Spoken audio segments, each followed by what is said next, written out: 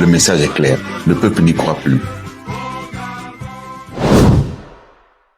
Une nation qui veut aller de l'avant doit avoir le courage d'interroger son parcours. Vous connaîtrez la vérité et la vérité vous rendra libre.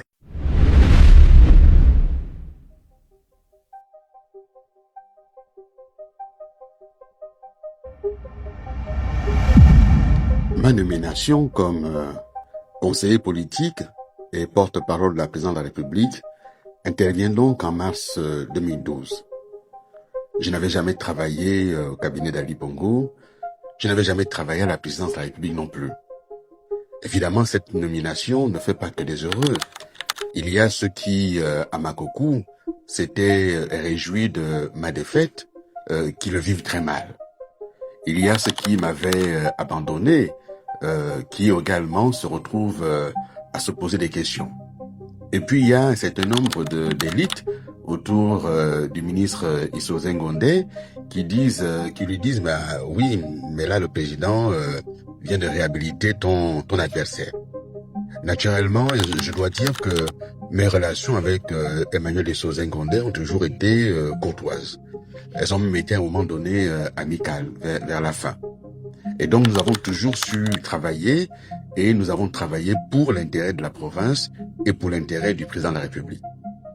Lorsque j'arrive au palais présidentiel, bien sûr, il faut passer par les services spéciaux pour checker, tout vérifier, et j'obtiens ensuite un badge qui me donne accès à tous les étages du palais et surtout au sein des saints, au Graal, à l'étage où travaille le président de la République. J'y arrive et je trouve un certain nombre de personnalités qui font partie des conseils politiques du président. Il y a là Jean-Pierre Lemba Lepandou, Michel Essongué, Emmanuel Ndometego qui vient nous quitter là, faisait partie des conseillers politiques du président. Il y a Simplice Guédé-Manzella, l'ancien secrétaire général du PDG avec qui j'entretenais de très bonnes relations, qui faisait partie des conseillers politiques. Toutes ces personnalités m'accueillent. Il y a Madame Loronga Goudjou, que j'avais côtoyée au gouvernement et qui est là comme secrétaire général de la présidente de la République. Il y a Giro Satanga qui est là aussi comme conseiller juridique. Je crois qu'il était conseiller spécial chargé du département juridique de la présidente de la République. Et puis il y a le cabinet du président de la République lui-même, avec Mexan Aplombessi, directeur de cabinet, avec Liban Soleiman, chef de cabinet, et puis il y a toute la garde rapprochée du président. Garde rapprochée politique, garde rapprochée militaire également, avec le général Alioune Ibaba et tous les différents aides de camp du président, Arsène Evaou, Jean-Luc Ndongavam, Patricia Tsongat, qui m'accueillent et nous travaillons ensemble. Bien sûr, il faut définir ma mission. Je suis nommé conseiller politique, je vais donc me rapprocher de mes aînés que j'ai trouvés là pour comprendre comment ça fonctionne. Mais il faut surtout définir la mission de porte-parole. Et cette définition de la mission de porte-parole, elle m'est donnée par le chef de l'État lui-même, qui me reçoit et qui me dit « Je ne souhaite pas que tu sois un porte-parole qui viendra lire un communiqué de temps en temps. J'ai besoin qu'il y ait au niveau de la présidente de la République une prise de parole hebdomadaire et il me dit il faut tout réorganiser, regarde comment ça fonctionne à la Maison Blanche. C'est quasiment tous les jours qu'il y a un point de presse.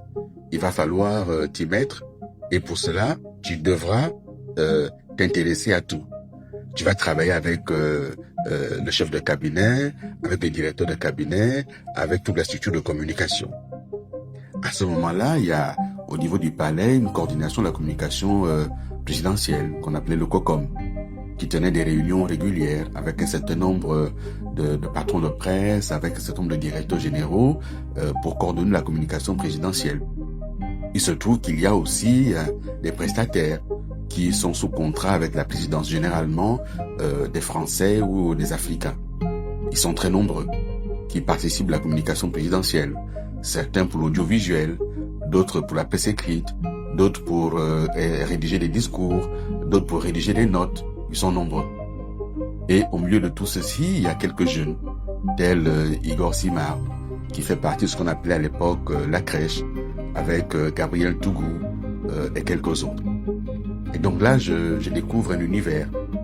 Je découvre aussi que il y a la volonté de la présidence d'avoir un regard sur tout, d'avoir un œil sur tout, de peser sur tout.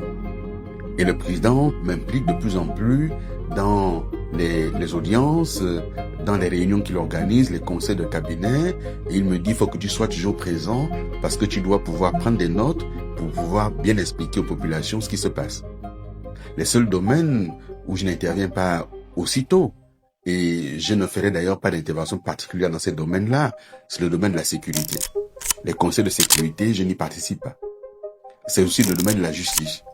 Pour ce qui est des éléments qui préparaient, par exemple, le Conseil supérieur de la magistrature, je n'y participe pas. Et puis, il y a la question financière. Tous ces sujets-là, qui sont des sujets spécifiques, je n'y participe pas. Mais tout ce qui est ensuite sujet politique, gouvernemental, la mise en œuvre du PSGE, je participe. Et je vois défiler au palais, bien sûr, tous les ministres, je vois défiler les premiers ministres, etc. Et donc, toute ma période de conseiller politique et porte-parole, je fais partie des proches collaborateurs du président. J'en fais partie par les fonctions que j'occupe. J'en fais partie aussi par la proximité que progressivement, il m'accordera. Je suis par exemple de plusieurs déplacements à l'intérieur du pays ou à l'étranger. Je participe à plusieurs missions avec des audiences qui sont organisées parfois, lorsque c'est élargi, avec des chefs d'État étrangers. Tout ceci m'a aidé à bien comprendre le fonctionnement de l'État. Tout ceci m'a aidé à bien comprendre la place particulière qu'occupe le cabinet du président de la République dans la gestion de notre pays. Mais cette place du cabinet, lorsqu'on peut bien regarder, remonte à Léomba. Sous Léomba, Albert Bernard Bongo est directeur de cabinet. C'est une place centrale. Et ensuite, sous Omar Bongo, il y a eu plusieurs directeurs de cabinet, Jean Ping, Michel Essongué et d'autres. Il y a eu plusieurs qui ont participé de ce cabinet, soit comme directeur de cabinet plein, soit comme directeur de cabinet adjoint. Avec Madame Pascaline Bongo qui restera quasiment 15 ans directeur de cabinet. Et donc, il y a là la présence très forte de Meksan Akrombessi lorsque j'arrive au palais. Tout converge vers son bureau. Les ministres arrivent le voir. Sa salle d'attente ne désemplit pas. Les ministres, les directeurs généraux, les parlementaires, les journalistes, il reçoit tout le monde. Et très tôt, pour organiser mon travail, je suis amené au quotidien à voir Liban Soleiman, Igor Simar et tous les autres prestataires. Je suis également amené au quotidien à recevoir de la part du chef de l'État des orientations, des instructions. Tout ce que j'ai pu prendre comme position à ce moment-là comme porte-parole, jamais j'ai pris position par moi-même.